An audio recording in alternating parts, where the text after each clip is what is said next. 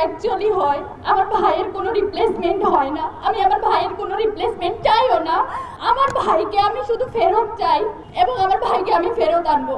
আল্লাহর কাছে শুধু এইটুকু দোয়া করবেন, আল্লাহ যাতে আমাদেরকে উসমান হাদিকে যে স্বাধীনতা সার্বভৌমত্বের পক্ষে তিনি যেভাবে কথা বলতেন সেভাবে যাতে তাকে ফেরত দেয়। আর আপনাদের সবার উদ্দেশ্যে বলি, এখানে সকল রাজনৈতিক দল মত সবাই উপস্থিত আছেন। আপনারা গত 1 বছর ধরে আওয়ামী লীগ পালিয়ে যাওয়ার পরেও আপনারা যে কাজটা করতে পারেন নাই, আপনারা কালচারাল ফেসিজমকে অ্যাড্রেস করতে পারেন নাই। বাংলাদেশে একটা মানুষ, শুধুমাত্র একটা মানুষ পেরেছিল এবং আজকে সেটার প্রতিদান তাকে এইভাবে দিতে হচ্ছে। আপনারা যত সুশীলতা করছেন সেটার প্রতিদান আমার ভাইকে দিতে হচ্ছে।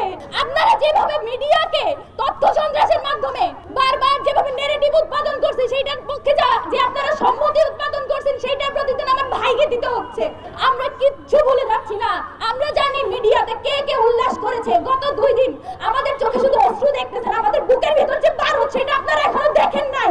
এটা দেখার সাহসও করেন না কেউ।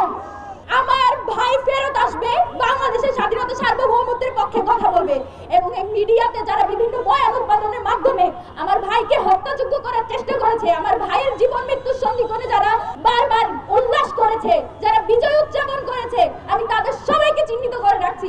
আল্লাহ যদি আমাদেরকে বাঁচায় রাখে, ইনকিলাব মঞ্চ যদি বেঁচে থাকে, বাংলাদেশে কালচারাল ফেসিজম যারা কায়েম করতেছেন আপনাদের সবার জন্য আমরা সারা জীবন সহ্য হয়ে থাকবো, এটা মাথায় রাখবেন। আমি আপনাদের কাছে এটাই দোয়া করব, আপনারা যে যেখানে আছেন, আমরা আওয়ামী লীগের প্রশ্নে সবসময় সবাই এক থাকি। আমরা এটুকুই এক্সপেক্ট করি আপনারা ভোটের রাজনীতির জন্য প্লিজ আমাদের এই সব যে কয়টা মানুষ আছে, যে কয়টা মানুষ এখনো দেশের স্বাধীনতা সার্বভৌমত্বকে টিকায় রাখার জন্য যুদ্ধ করে যাচ্ছে, সেই কয়টা মানুষকে প্লিজ আপনারা বিসর্জন দিয়ে না নিজেদের এই ঠুনকো ভোটের কারণে। বাংলাদেশের স্বার্থ আপনাদের এই ভোটের চেয়ে অনেক বেশি, আপনাদের নিজস্ব যে ব্যবসা বাণিজ্য সেসবের চেয়ে অনেক বেশি বাংলাদেশের স্বাধীনতা সার্বভৌমত্বের যে দাম সেটা প্লিজ আপনারা বিসর্জন দিবেন না, সেটা বিক্রি করে দিবেন না। বাংলাদেশের প্রশ্নে, স্বাধীনতা সার্বভৌমত্বের প্রশ্নে ওসমান হাদি যেভাবে ভোকাল ছিল, আপনারা তার, আমি বিশ্বাস করি যে আমার ভাই ফেরত আসবে। আমার ভাই যতদিন আসবে না ততদিন পর্যন্ত আমরা রাজপথ ছাড়বো না। এবং আমাদের জাবের ভাই যেটা বলে গেলেন, ওসমান হাদি যতদিন সুস্থ হবে না এই ঢাকা 8-এর আসনে আসার কারণে এবং তার যে বয়ানগুলো ছিল, তার যে কথাগুলো ছিল, সেগুলোর কারণে আজকে তার এই অবস্থা। এবং আমি, জাবের ভাই, আমাদের ইনকিলাব মঞ্চের যত মেম্বার আছে, আমরা আপনাদের সাথে নিয়ে সংগ্রাম জারি রাখবো এবং ওসমান হাদিকে ইনশাআল্লাহ আমরা সংসদে পাঠাবো।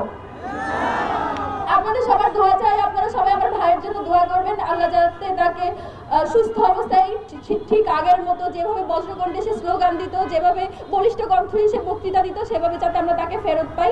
আমার ভাইয়ের জন্য দোয়া করবেন। আর কিছু বলার মতো শক্তি সাহস নেই।